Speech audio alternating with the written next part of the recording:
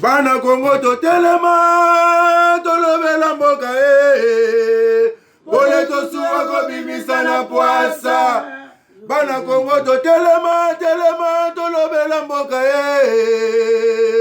Ole tosuwa kobimisa na poasa Badepite tovotaki bazo salarien tokende na funa bazo salarien Congo tolega na mwamba bazo salarien tokende lukunga bazo salarien na maboko kuna bibembe bazo salarien atozonga na changu bazo salarien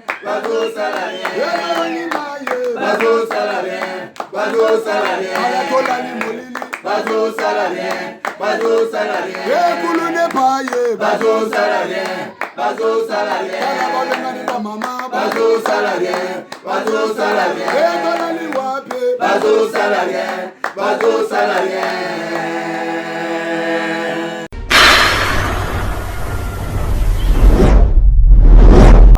bongo bato baponami wana baponami penza ya solo na bakongomani babandi kosala mosala mpona mboka dialogue ya kaka kobamba mwa esike bukani loko atango tokendaka dialogue intercongolais mboka ekabwanaka biteni misato MLC RCDT tozonga dialogue esunga biso tovanda na mesa moko toye koyokana batie 1+4 nayoki olobi te opepe gagner loko bamosu te kimi ekota mabende baponomi okabila sesi na mbuko koto tukumi baye na motoba eyaki mabe oyo elandi oyo ya misato mabe yeloko bomi mboka ya dialogue te dialogue ebongisaki mboka ezongisaki kimia kabila na bato na ye nde bayeba kosala maponomi oyo baninga bakondima te bango bakosala mpo bango balongaka bango nde na misala etali nkita ya mboka bapomoli mboka dialogue te dialogue ezongisaka mboka mandoki ayaka kobeta te eloko ni ekati mandoki oyebi yango tokendaka na Sun City Kabila na Bemba bakamatani basali nano accord de cascade balongwe Sun City butu bayaki sasa eloko ni esalaka te Kabila na Bemba bazonga na Sun City eyaka dialogue te ntango mutu ete Tshisekedi atelemi akei kosala na RCD basali ASD bato babe andoki akei kotambola bawande ya bisi binongo soko nasanganaki na bango te bange bazonga ya mandoki eloko ni epekisa RCD azonga ya mandoki eya liloba te eya lisolo te mboka ekobeba te tokende malembe toswa obi te mbamosu mokeba ma vice premier ministre te wana juste des exemples matumboli na yo bimi ezape bien ezape quand même avantage bondi mingi mpona Congo yoka nayebisa yo nakobunda te mpo nsima nango Kongo efuta ngai nakobunda mpo yali eloko nakomona yali malamu mpona bomoi na nga mpona bomoi ya Kongo mpona bomoi ya bana oyo yanga na bana bakongomani banso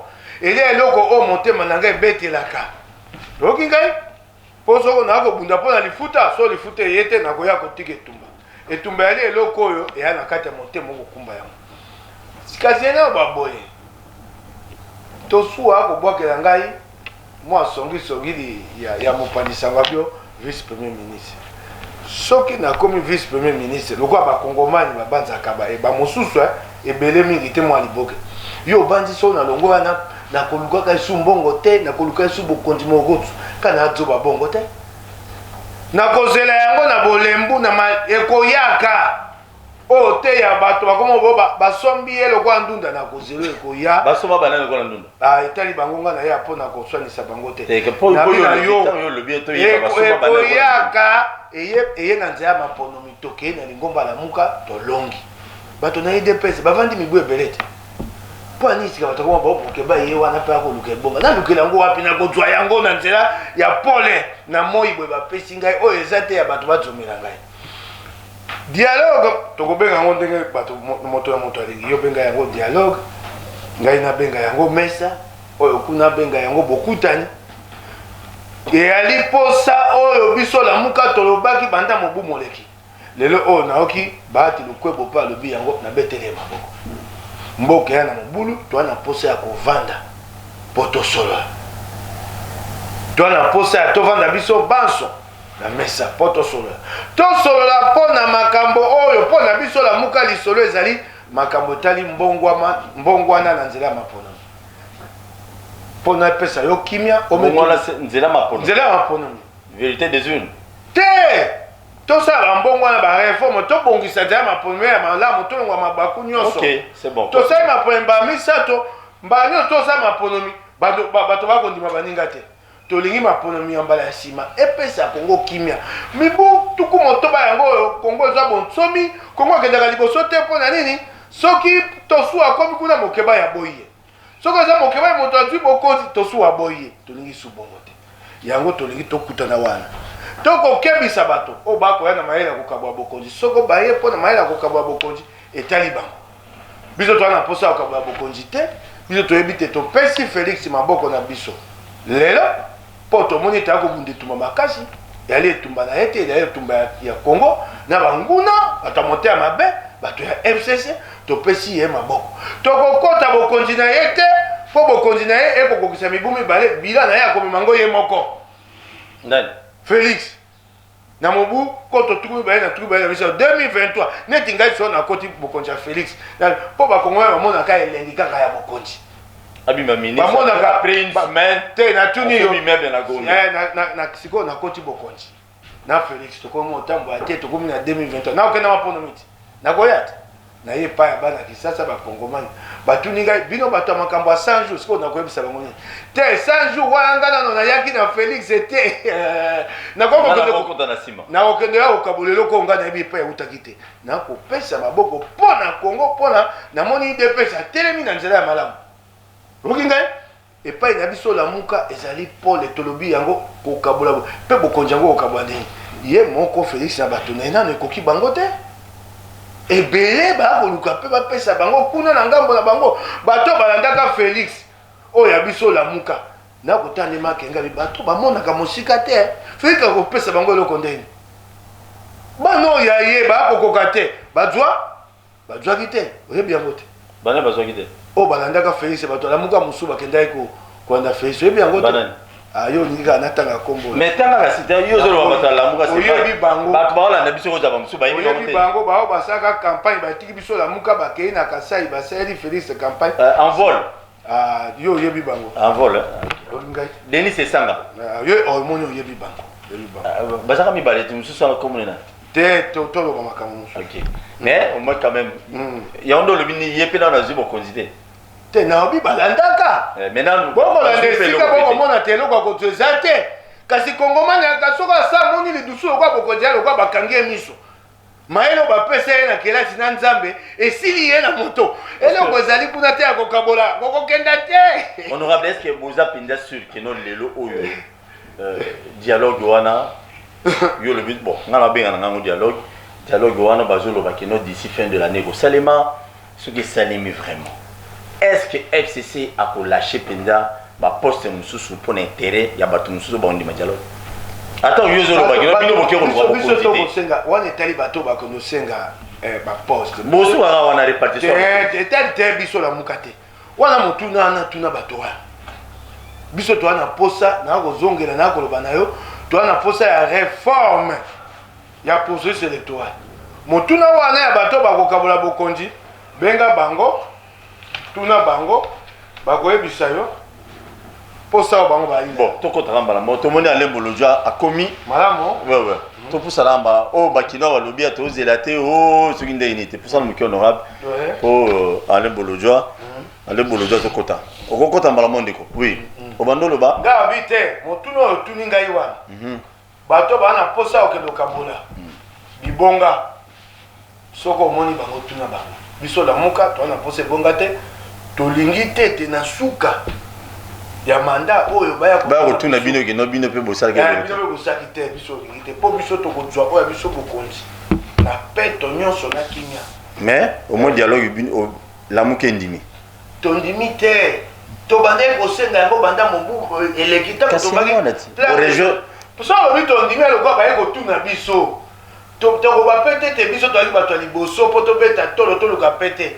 to yebisi yo te biso to sengaki yango banda mobu moleki tango mokonzi matin fa baka na pesi bino plan de sortie de crise Alain Bolojwa retard boy nini embouteillage to en tout cas désolé na sous-estima qui embouteillage ya on a commis retard c'est qui bolé misina bala. OK. Bah téléspectateurs Alain Bolodjo et ndeko sujet na biso alelo ezali lamuka nandeko na biso batu de kwebo basengi dialogue ba bi poto bi mana crise oyo. Est-ce que dialogue on est quoi aboutir na nini d'après vous? Et quoi aboutir na l'autre? Parce que l'autre ezali vrai ezali que bah tu vas comme commencer sa biso na tricherie pour que na souka to dialogue. Mutunyo sayebi que M. Félix Tshisekedi n'a jamais été le choix à peuple. Il a violé intentionnellement, ou sinon, Kabila. On a déjà bayebi. C'est pas monio bayeba déjà on a. Ba mesana. Pour vérité pour changer tes pour la équipe. OK, tu as le dialogue il est là. Non, mais effectivement, dialoguer pour qui et avec qui? Parce que ce tobito dialogue na bato baza ko tricher na ba élection, ba ko risquer ba kanisa ezali quoi chèque en blanc to pesi bango. Pour que chaque fois battre chaque. Mutu soki a violé mibeko ya mboka place neza na boloko ezali na mesa dialogue te et cette habitude là il faut être ici là population azalaki na posa ya changement la population a fait pression biso bao tozalaki na majorité présidentielle ya kala to accepter koya pour soutenir l'opposition parce que c'était ça la volonté à peuple. Monsieur Félix Tshisekedi qui était membre de l'opposition a préféré kokende vers Kabila et fort malheureusement tozali constater depuis bakota na libala ngo ya bango wana aza kolela il se lamente il se plaint bamilela la mingi na moto boyebi te moto oyo obundisa pendant 17 ans oyebi ba problème na ye oye asalaka ki bato balinga ye te ondimi kokende pa na ye lelo bakomi ko se plaindre omoni soki dialogue ngesalama mais Félix ça se plaint président Félix ça se plaint toujours tonga mira lamentation moto surtout ayebi ce qui est là qui pour un dialogue et qu'on trouver sens et un dialogue par rapport à couper sa bango possibilité il y a corriger ba imperfection en gouvernance. Or le problème est allé les lois est que le pays est allé ingouvernable non est allé que bango ne va pas rendre le pays ingouvernable. Tant on va dire que la décision à temps et à contre-temps. Tant on va dire que bunda entre bango et que bunda na bango est allé comme à niveau de l'institution. On viendra dialoguer pour aider Félix Tshisekedi d'avoir le pouvoir qu'il n'a pas. Ou on viendra dialoguer pour n'avoir le Kabila Moutema pour que Félix Tshisekedi tire se plaindre. Non. Bango nyonso les AFC ces cache bazai ba élément malicieux. Mutu nyonso a en attendant à dialoguer na bango bo considérant comme de la haute trahison. Donc ils a la muka ils a la bati. Mutu nyonso a na idée à dialogue na bango c'est de la haute trahison. Mutu a na dialogue na bango a pesi peuple mu Congo. C'est que nous devons faire, il y a la mouka. Tout ça là, c'est que la population se prend en charge. Pour que le FCC les cache, tout, les bandes. Ce qui te dialogue un jour, nous avons un cadre de congrès fondateur pour l'avènement à la 4e République. Nous avons même imaginer. Tokei na maponam. Nzamba sala qui n'a évité ce qui pose la date à décembre, mboule beti. La population s'est mobilisée. Il y a qu'à voter pour les changements. Mais Mouto Azaki na cadre na lutte à changement a longé accueilli na continuité. Si qu'on le voit que nous dialoguer na bogolobe la masolo ni na ye. Bogoloba masolo ni na Kabila. Chance au pesaka déjà pour na comme glissement. Et c'est ceci là. Aujourd'hui la population a besoin d'un changement. Le changement veut dire l'état de droit. Pas état de noix au batapeli de pes badako. État de droit. C'est-à-dire que commencer d'abord à respecter le choix à peuple. Moutounion soit yebi que peuple a ponara Martin Fayulu. Si comme Martin Fayulu a aucun négocier, na moutou a ça et moutou a mabé. Oh pour Martin Fayulu na Félix que va qui ne baninga. Si le bazaka baninga. Bazaka baninga. Si le bazaka ko ça me église mo la cité boya boyambi moko. Pour bataba mélange pe bazali. Bazaka baninga. Pasi na yo, pasi na ngai. Lokola yo. Et l'autre ezali surprenant ezali a préféré à trahir muninga na ye alisano o bane ko sangisa na ye mapeka pour que ne soutenir muto ya kombata bon sentir degré à mutema mabe ya Congo c'est à dire que ton ami muto bozaka na ye sika moko au préféré tayi pour que ne soutenir ami ennemi na bino comme ce qui veut dire que degré ya eloko wana et si la donc pour nous mabe dialogue ekoya après ceux qui te longoli M. Félix Tshisekedi na M. Kabila l'espace politique les Congolais conscients bakofanda vous avez vraiment sûr que Kabila va disparaître na scène politique à Congo est-ce impossible et ça maintenant était dans le monde bongo ça biso qu'il est kotikala seko seko akolongwa kaka kotikala ka peuple a décidé beaucoup mona FCC cache libanda to tient un nouvel ordre politique à partir ya wana bato ba na souci ya mboka loka ba kulut na ngai Mike Mukebai na ba souci ya mboka bien sûr il s'est sacrifié pour ça ozina ba kulut na biso ba Martin Fayulu ba sangani na ba congolais na Félix Tshisekedi ya koza atteindre merci beaucoup merci eloko bolojwa koloba na pesi ye longonya kasi eloko ya koloba ya lokola ya kotika biso na maboko ya nzambe abi totika peuple amizo en charge mokolo kosama ebani te yango wana o biso tokoki kosala makoko na makoki na biso eyali dialogue po eloko tokobanga yali nini eyali mobulu oyo eyali lelo te eyali pasi oyo ya lelo te eyali pasi oyo euti banda mobu koto tukui baye na zomi na mwambe te 2018 eyali oyo ekoki koyela biso na 2023 nga na koyoka ndenge ya koloba soko esalami te bakongomani bango moko bakita bazwa eloko wana na maboko na bango babongola yango nga na kobeta maboko kasi eloko ya motindo wana mokolo kosama yo na ngai na ye toyebani te oyo biso tokoki kosala na bomoto na mayele oyo nkolo apesi biso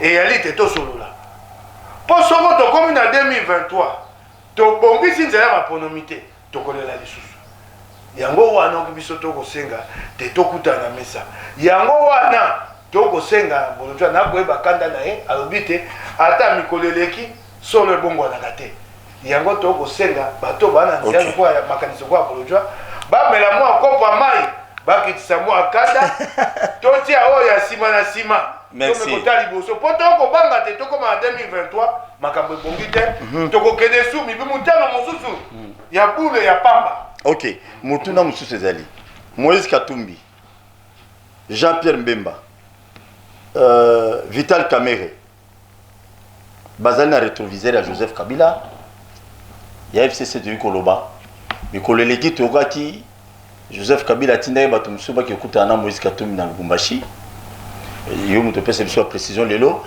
mikolo mpe eleki week-end passé tomonaki Néhémie akende otala mpe Kamerhe na prison bakinois balobi ezali déjà bato moko bazo ciblé pour ba rejoindre Kaya Kabila pour ba fragiliser Tshisekedi bino bato alamuka eloko ya liboso na koyebisana epai na biso bato alamuka epai na baforce de changement loba toza zoba bolole moto nyonso ayebi te so okei na Kabila yo bakongomani baboyi yo libela moto nyonso ayebi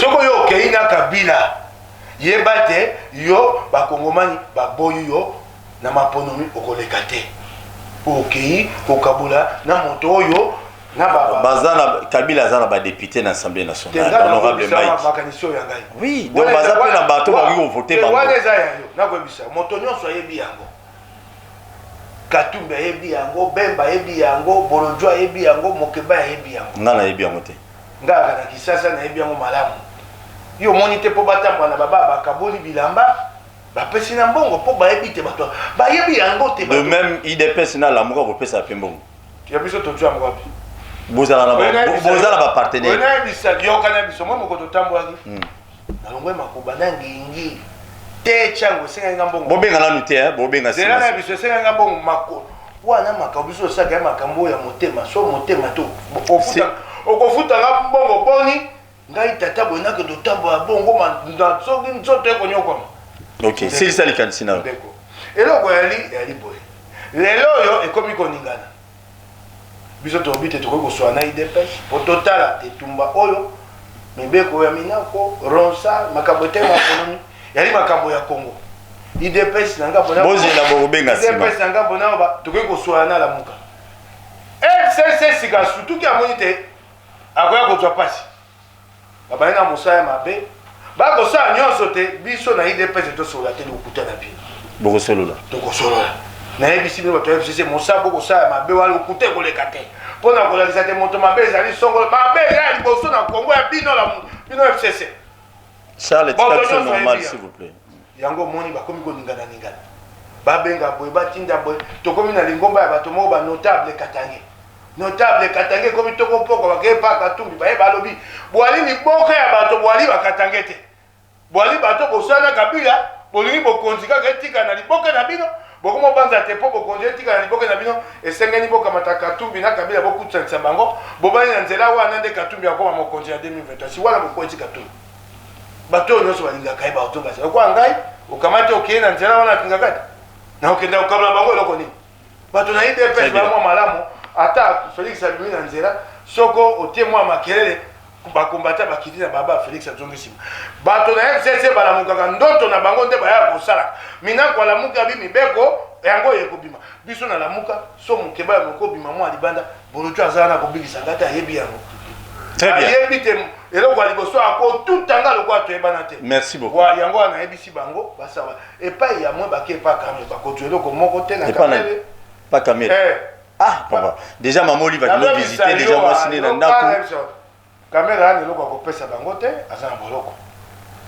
bango pe mais bakosala po abima soki babimisi bango pe ya makambo bazuze na kokota kati wana te na yo makambo mosusu esengi koka te bango pe baa na eloko akopesa kamera te mpo epai na bango bapose miseye ekokoka bango te bakosala bongo bakosala Félix oyo abengaka chantage babi soko kosala na lamuka biso mpe tokoki mpe koyiba mpe kamera okomona na tsuka ekobima eloko te sika kamera alingi yango pani nde babaka na makambo ete politique etie ye na actualité bato akoma olobela ye esika kamere esika avai na kati ya boloko mwe nabakini bango ata na boloko nakosakana na politike wasaka te ekoleka poso baye poso mingi sato ekwai na mai bakobetelaka yango solo te merci ndeko ava tofungola telefone tokota mpe na sujet mosusu réaction oyo ekozala nini Kamere, Moïse Katumbi, Jean-Pierre Mbemba, il faut la gouverner la Banque centrale, ndenge bazolo bana balabala,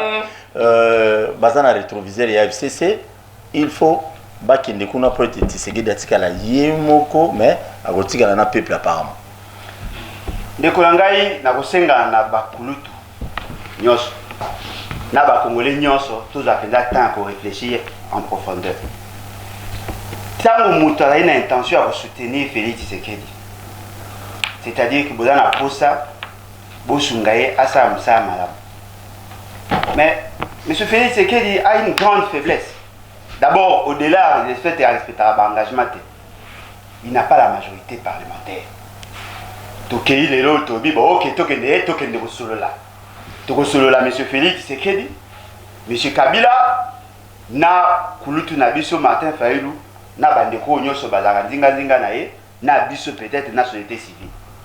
Tant que la makanisi nyonso tokozwa pour qu'elle soit applicable, imposable à tout le monde, ça doit impérativement passer par les institutions. Kabila garde la majorité. Kabila garde la majorité. Monsieur Félix Tshisekedi a l'institution président de la République. Qu'on a déjà, bien qu'ils aient la difficulté à Cabo la Poste, je ne pense pas que la Moukasso qui va dire pas Félix Tshisekedi va recevoir la présidence. Ce qui veut dire que avec Kabila, qui est la majorité parlementaire. Parce que le 23 postes au pays, c'est qu'il y a dans la moule de l'eau. Ça appartient à la majorité parlementaire. Ce qui M. Félix, c'est qu'il y a Kabouanina Kabila. Cette majorité peut rester. Sauf peut-être ceux qui vont salir que y a Kabila. Or, la grande question est la question à légitimité à pouvoir. Bisogno se trouve que la quasi-majorité à la députée va être kabilocratiquement. Tout là pour fustiger le fait que cette majorité est mal constituée. Mais ceux qui sont au lobby de l'eau, non, voilà, tu bengana Kabila, tu récupérer majorité. Le problème ne sera pas résolu. Le vrai problème, oh, ngana M. Martin Fayulu, Nabatalamuka, tu sangana kezali crise à légitimité et pour tout ça, l'effort d'organiser l'élection anticipée.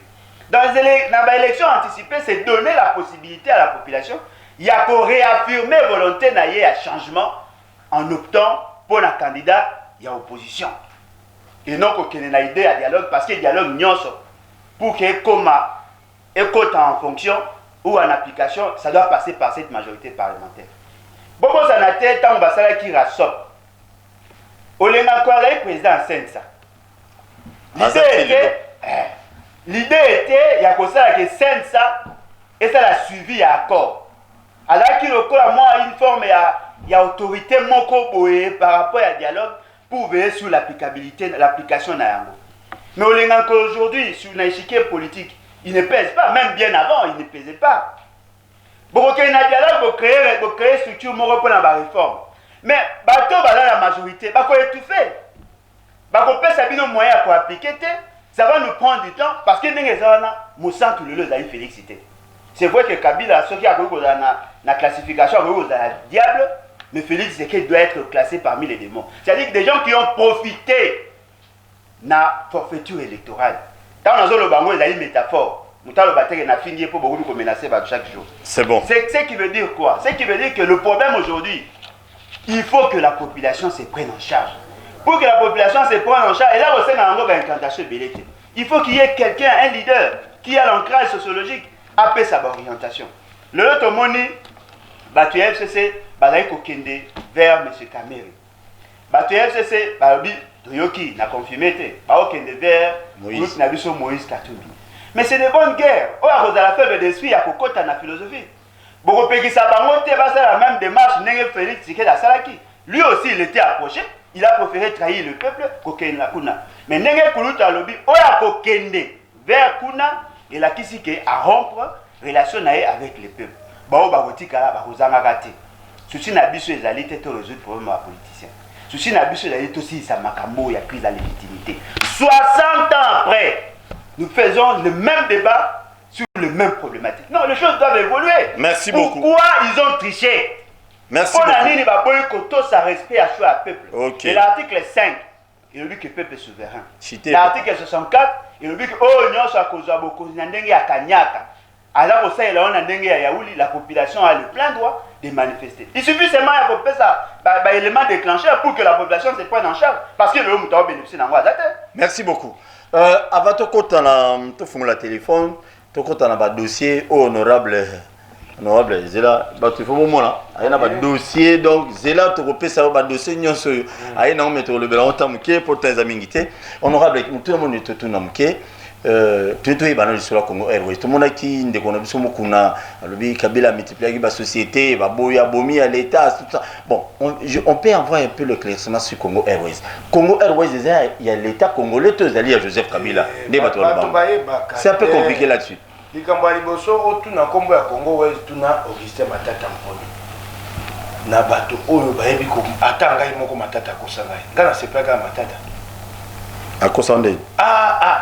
C'est le maître de la presse digitation. So quoi si makasa pas pour bobi oyo moto tango yo atango lo kwa nakati. Et ça Congo Airways ya Kabila.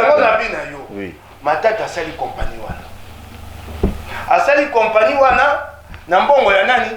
Na mbongo ya ba compagnie mosu ya l'État. Ina ko singe bo bato ya bakayangwana. Voilà. Ba compagnie ya Bulamatari bato bali ba actionnaire ba compagnie wana ba ki na pasi. Bana mbongo te matata ko senga bango basangisa mbongo basa compagnie et ça makanango kasi ba compagnie wana Sonas songo INSS bango moko bana pasi ya mbongo bako benga bango ko te faire discuter de trésorerie ya ko bisa bango agia ko sa eloko po ya kina biloko ko pesa minda poa minde peri tango minde kufi bote eloko mo etongama ya ba tongi compagnie ezana makasi te ya ko kenda liboso te lelo BP pour mi balé ya misato elala babakananga soki wapi tenelo kompani wana eyali kompani ya Bulamatari na nzela ya bakompani na ye ya l'État congolais. Kasi kolo nango tete kolo nango yali l'État congolais Bulamatari ya Congo te na nzela mibeko kolo nango yali bakompani ya Bulamatari o basangani po yeba te bakompani wana bana nzela ya kolongwa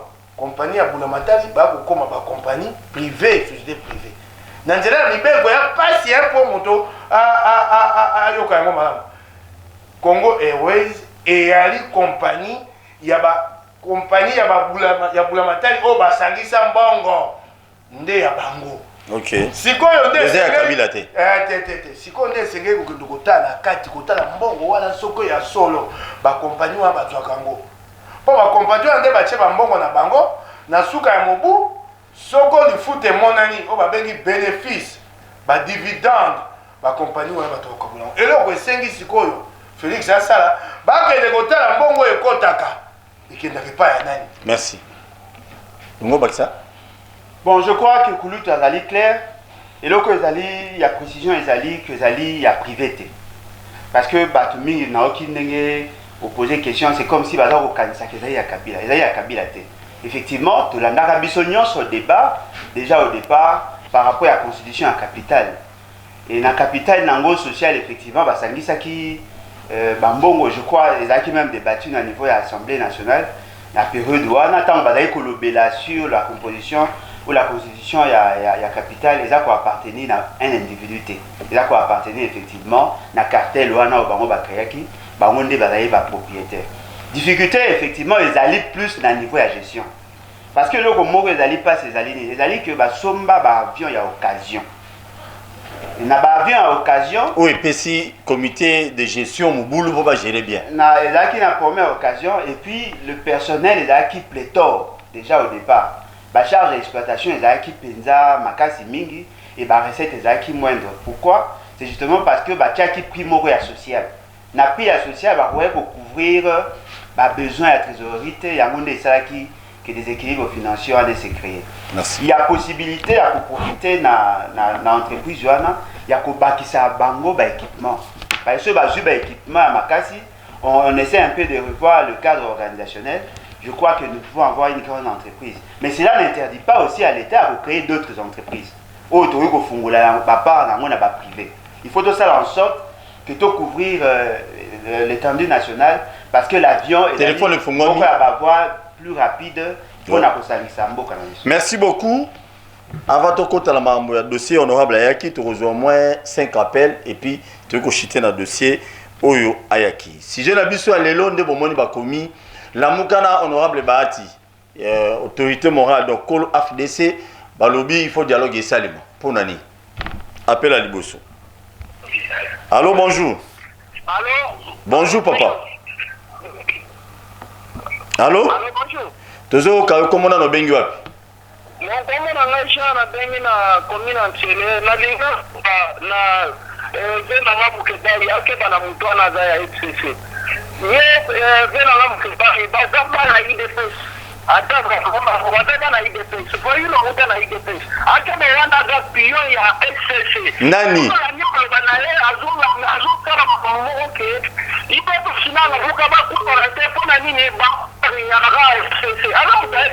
Nani nana za FCC?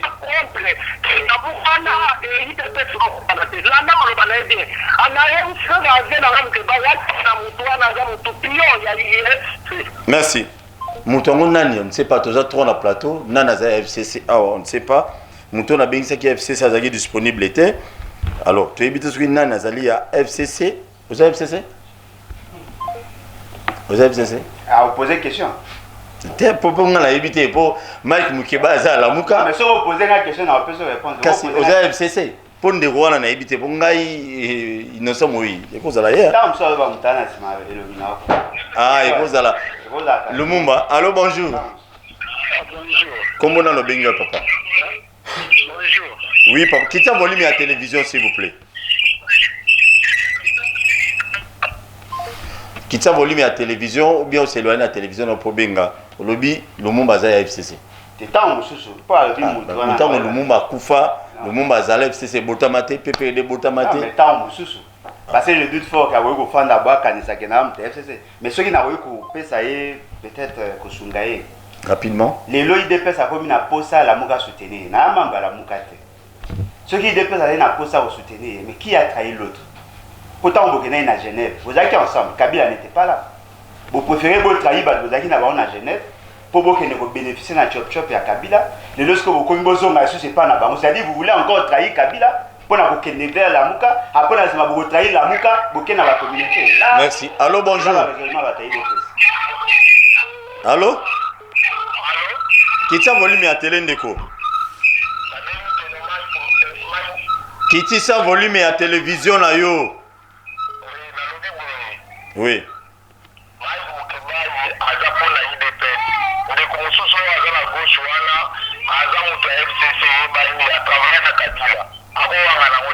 Merci beaucoup. Merci. Non, des baisers à Marc Mukeba et Pepe Nani, IDPS T, Moutoune Zaliboui. La Moukana, Bahati, Balobi, il faut dialogue, qu'il y ait un dialogue pour nous rapide, ça va être une crise. On va tout le monde, on va dire pourquoi. Et ça, IDPS, non, non. Pesa makanisi na comme Congolais to bénéficier nango. Allô, bonjour. Allô? Bonjour papa qui t'a volume à la télévision tozo ka. Oui, allô? Oui, allô, bonjour. Oui. Monsieur Joanito, na bengi yo na commune ya Matese. Comment nani? Joanito.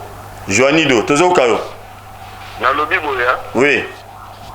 Na likambo yo ya ndeko Mike azalaka juste makambo alobaka toyokaka esukaka normal.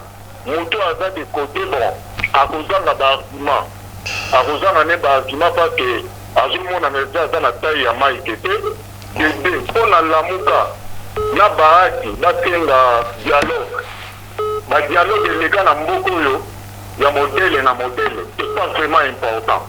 Dialogue eza te ezala na ntina te pake elukaka ya positionnement babahati soki azalaki moto moko correct nde akendaka na FCCT ate kuna azwi échec azoluka positionnement. Donc c'est pas la peine tokende ndenge tozokende ekemema biso toza na tunnel ndenge tozokendele ekemema biso na sorti ya tunnel parce que bato ebele oyo baza na ba FCT lelo bazomona umetele pied te. Merci. Pour nga dialogue eza fondé te, ça n'a pas de sens. Merci beaucoup. Ndenge tozokende tokoaboutir na résultat moko oyo Congo eke mpona Congo na makasi nango na makambo nyonso soki ndenge tozokende. Merci. Benga muke po baninga musu babenga po talaka likanisa ndeko za malamu. Nayoki ndeko tango biso tokobelela tokosenga dialogue eyali mpo tokobanga te maponami ya 2023 esalama te. Ok. So kasi ndeko abi ye amoni dialogue ya ntina te ezali nde ye ayebisa biso ndenge nini tosala mpo te na 2023 ye na biso tolela esu te. Ok, merci. Allô, bonjour. Allô? Oui, comment on a bengi à Pindeke? Bonjour. Bonjour. Bonjour. Papa, qui t'a volume à télévision, t'es? Au bengi, qui t'a volume à télévision, to solo là. Voilà, toujours au caillou. Bonjour, on appelle son mot mingi. Nana lubana, honorable Mike. Idée au bazar en moi dialogue, vous avez idée à malam. Bandaka va pêcher comme moi dialogue. À moi, FCC va Tanzanie. Ah, l'andataka dans la droite, c'était. Déjà dialogue va toujours soutenir. Yo, papa Mike, tout ça, la cima. Yo, ok, là, tout ça, tout les maths, tout ça, la cima. Idée, dialogue, idée, à bien. Au FCC, dans le palangana. Merci. Merci. Voilà, na eloko kopakisa te. Te wana kutu ezate, wana kutu bosana. Bon menes.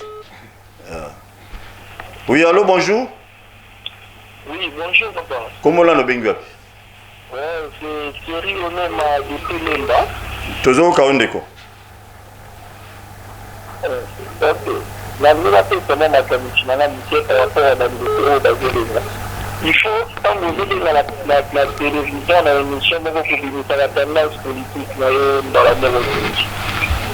Les Congolais avaient en chance de mal expliquer, mais sur Malobanaï, ils ont très clair avec le mandat de la quand vous étiez fini, tu étais de la dynastie nationale, vous avez fait la Lobata, vous avez fait une fois, pour l'instant, on a vu la même chose.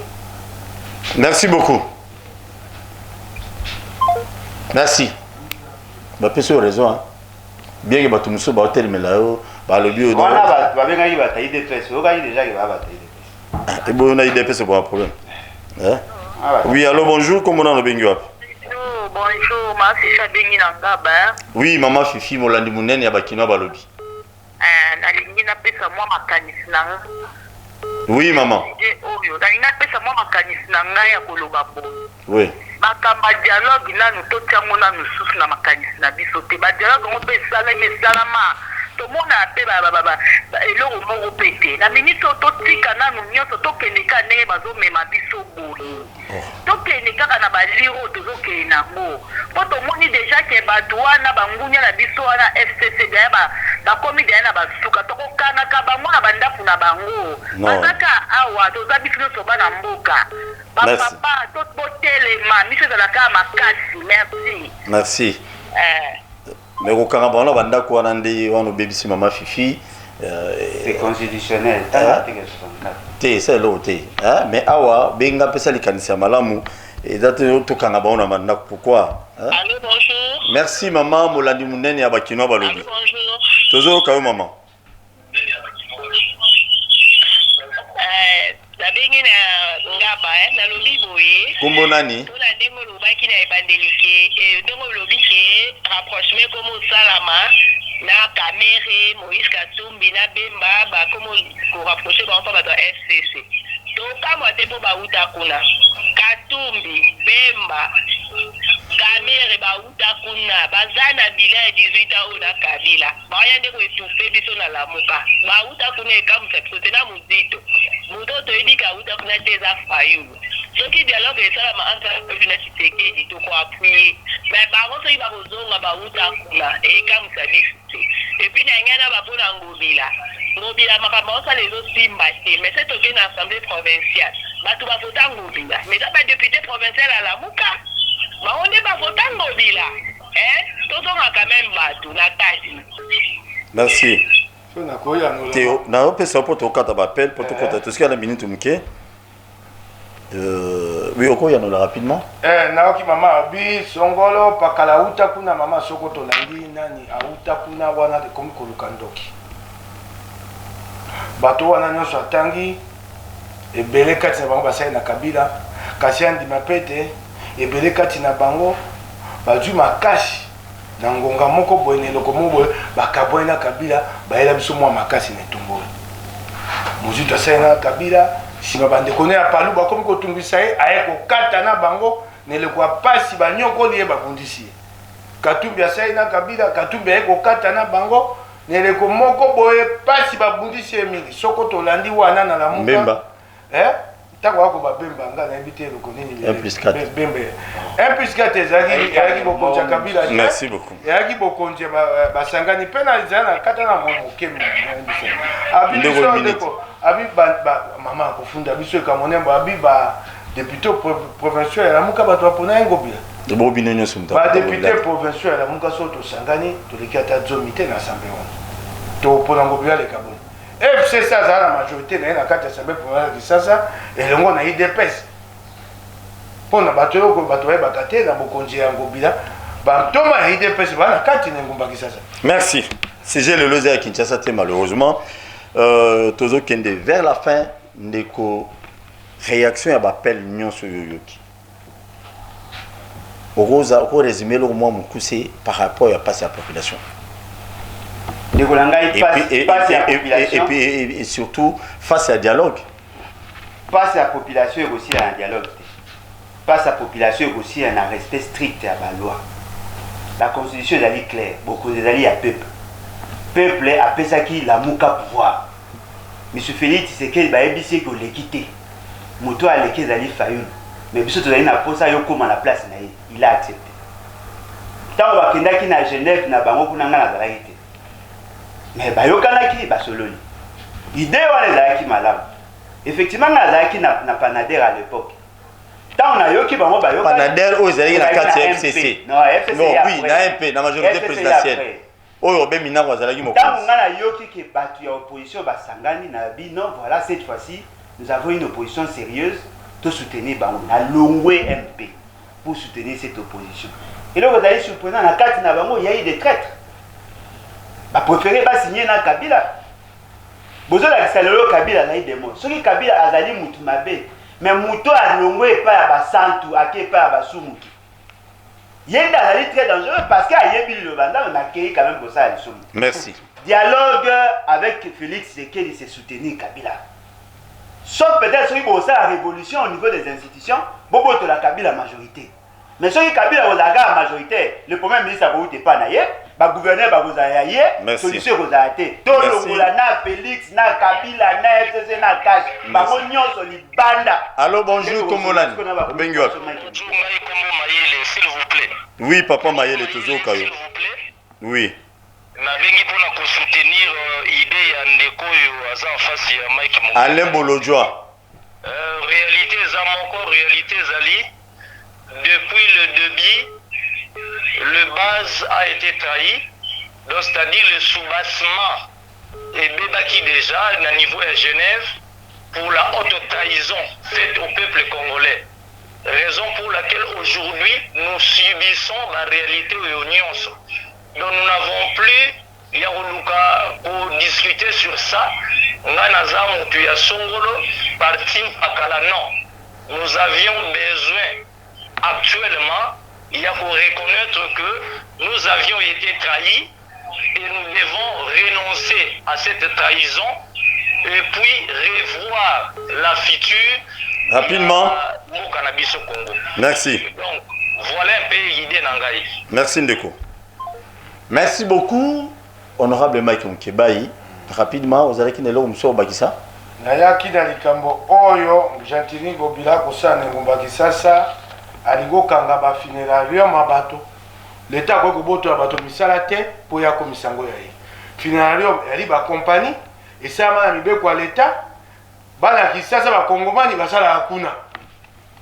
Sika abandi na kotonga funerarium ya mama ye mona na mikanda po na kolakisa boyenge mene ya misolo ya mabe na bokonda Gentili.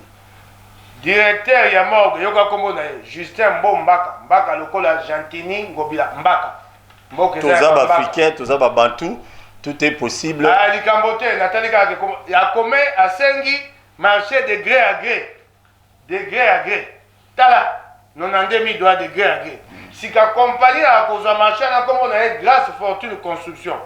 Grâce Fortune Construction adresse ine yango ya vandi wapi avenue Kutu numéro 77 Katek Ntsuka. Kolo compagnie Juju qui bansa avant wapi avenue Kutu numéro 77 Kintsuka. Compagnie na Kolo compagnie bavandi ndako moko. Na tindi bato bakay kotala kuna ndako ya lakate et ali chantier. Ministre Longonya na yo ministre provincial ya santé Mama Panzu aboyi mosala wana abi yo directeur ya morgue ozana ndingisa te. Esengelo komela ngai. Kasitala Gentili ake kotia libanga ya liboso batongelo ko wala ndenge toko solo ba kotonga yango mosusu akoti na makambo akanyaka wana mobimba na kati nani directeur ya direction provinciale ya contrôle des marchés publics Serge Mabe akomi mokanda andimi eloko wana petala akomeli ba ministre nyonso ya budget ya finance atie bango en copie. Ministre ya provincial ya santé waza ko makambo loko ayebite ministre boye loko na ya mabe aboyi ko tia en copie. Ta makambo Serge Mabe akosa. Très bien. A vu mon candidat le 1er juillet, il y a directeur ya morgue le 1er juillet. Le 3 juillet à ça yanoli apesi avis favorable. O ba bengi anon, avis de yo ka loko Samibo ya Kamel. Samibo penza bisi na ville ya Kinshasa yango engumba Kinshasa, Gentili pa ye na oya ye kombo nango Grâce Fortune Construction. Peut-être le quoi Samibo. Tala moto akomi azokumisa compagnie rapidement. Compagnie ezanga ndako ya kasi yoka directeur ya morgue. J'espère bomba ayibisi batoneke bakokanga kala mingi te. Babenga ngwa lokota le français c'est le voleur. Le voleur qui crie au voleur. Oui. Yoka akokumisa. En effet, la société Grâce Fortune Construction, numéro d'identification, dispose non seulement d'une expertise en construction, mais aussi une expertise avérée dans le domaine. Ah, beaucoup mis à un moment de caméra, beaucoup mis à Samibo na Ousmane. Bana Kisasa, Ngumba Kisasa, ba Kongomani Botala, ba Elbino Samibo bis. Merci beaucoup. Na bokondi ya Gentili, Yango. Samibo bis Ousmane. Merci, honorable Mike Mukeba Yanabandi de ce Oyo. Heureusement que c'est le Pangobila qui a écrit. Les alliés directeurs, s'il vous plaît. Nazope Sayo Maloba. Nazozong Silo Maloba. Nakoloba. Non, on a tout de suite je réponds. Nabiboy. Les alliés Gentili Ngobila Mta commis, les alliés directeurs il y a prison et il y a morgue et en plus ministre Mongout a payé Siango et l'on va malamu yango. Merci beaucoup. Gentili ministre tant a payé Siango va comme là qui était. Va comme il est en copie. Gentili a ça fait en copie de biloko nyonso. Il n'a pas rien. Il peut moto qui peut kotia libanga ya liboso. Le quoi baba mbaka bimbaka wa mbaka sala ya ngonga mbaka. Te voilà une tolobia mon andimité. Merci beaucoup moi le Babo Kabwani. En fait, dans l'ensemble, le Congo tous en a besoin de kimia, bino ba politicien. Les Cambo ne konanga zolo babi ceux qui ba sali dialogue, ba ki ko tindika su Kabila ou la libela à cause de la peine à raison. Bato musupe bazobo ya dialogue na ndako ba cause de la peine à raison. Attends, Obino Bozolo. Parce que, ils ont la formule, mon côté, majorité parlementaire, va se retrouver.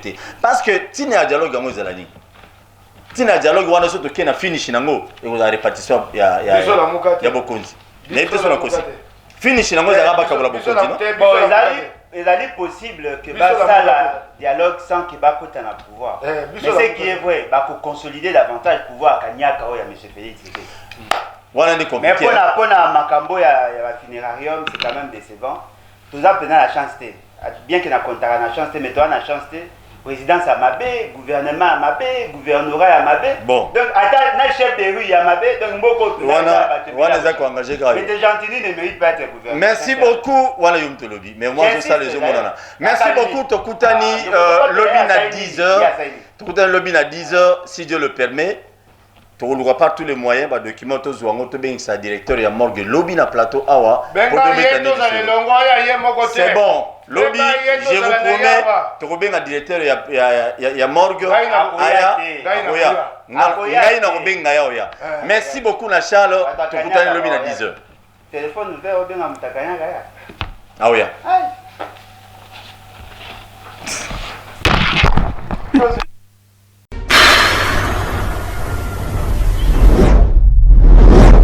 Bana Congo to telema to lobela mboka bole to suwa ko bimisa na poasa. Bana Congo to telema to lobela mboka